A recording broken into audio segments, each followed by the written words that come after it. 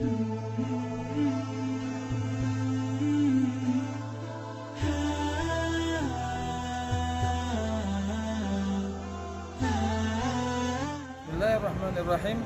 Assalamualaikum warahmatullahi wabarakatuh. Alhamdulillahirabbil alamin. Wa bihi nasta'inu ala umuri dunya waddin. Wassalatu wassalamu ala asrafil anbiya'i wal mursalin wa ala alihi wa sahbihi ajma'in. Amma ba'd. Para pemirsa yang dirahmati Allah Subhanahu wa taala, hancurnya diri kita sehingga kita menjadi orang-orang yang bangkrut adalah dikarenakan kita memiliki sifat hasad. Ada orang-orang yang bangkrut di akhirat nanti.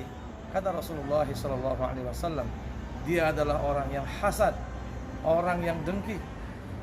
Dengki itu adalah sifat buruk di antara sifat yang menjadi penyakit hati manusia. Ia tidak senang terhadap karunia yang Allah berikan terhadap hamba Allah yang lainnya, sehingga ia ingin kenikmatan yang Allah berikan itu hilang dari orang yang Allah kehendaki, orang yang Allah beri kenikmatan. Pemirsa yang dirahmati oleh Allah Subhanahu wa taala, Rasulullah SAW berkata, atau Rasulullah SAW bersabda, innal hasada ya'kulul hasanat kama ta'kulun narul hatab. Sesungguhnya hasad, kedengkian itu memakan atau memusnahkan amal kebajikan seperti api yang melalap kayu bakar. Orang-orang yang hasad tidak saja ia rugi di akhirat, karena dia menjadi orang yang bangkrut dengan amal kebaikannya. Karena setiap kali dia hasad kepada orang lain, maka kebaikannya akan ditransfer kepada orang yang kita hasadi. Maka dia menjadi orang-orang yang bangkrut dan rugi di akhirat. Belum lagi di dunia. Di dunianya dia menjadi orang yang paling susah, orang yang paling tertekan, orang yang paling miskin. Kenapa? Karena sepanjang hidupnya diliputi dengan penyakit hasad. Dia berpikir bukan senang melihat orang lain senang diberikan kenikmatan oleh Allah Subhanahu wa taala, tapi dia berpikir bagaimana supaya kenikmatan itu hilang pada diri hamba Allah tersebut. Maka masyarakat muslimin yang dimuliakan Allah Subhanahu wa taala, di bulan suci Ramadan ini kita tidak hanya menahan lapar dan dahaga, tetapi bagaimana kita mensucikan hati kita dari hasad. Bagaimana caranya kita mensucikan diri kita dari hasad?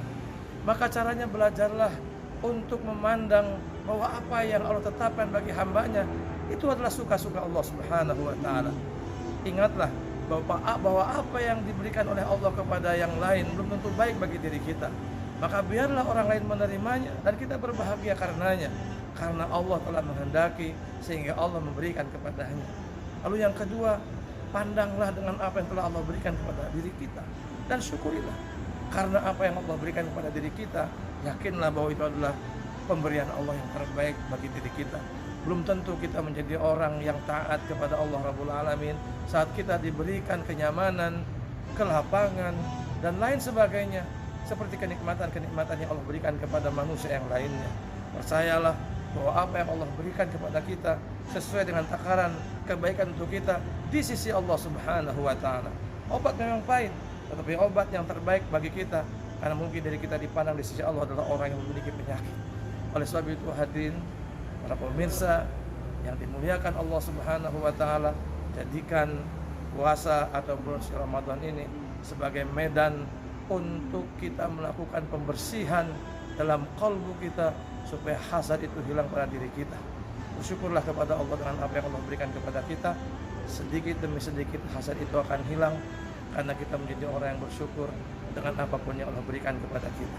Semoga kita dihilangkan dari hasad oleh Allah Subhanahu wa taala, karena Allah sayang kepada kita, dan mudah-mudahan kita di antara orang-orang yang senang pada saat melihat saudaranya atau orang lain mendapatkan kenikmatan.